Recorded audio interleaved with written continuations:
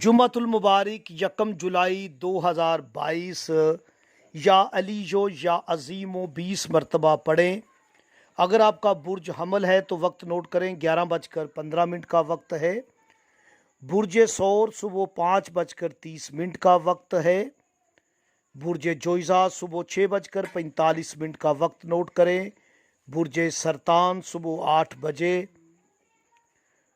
बुर्ज असद दोपहर 12:30 का वक्त है और बुर्ज सुमला दोपहर 3 बजे। बुर्ज मेज़ान दोपहर 2:15 का वक्त है। बुर्ज अकरब दोपहर 12:30 का वक्त है। बुर्ज कौस शाम 6:05। बुर्ज जद्दी दोपहर 5 बजे का वक्त है। बुर्ज दिल्लू सुबह 9:15 और बुर्ज हूत शाम 6:40 का वक्त है।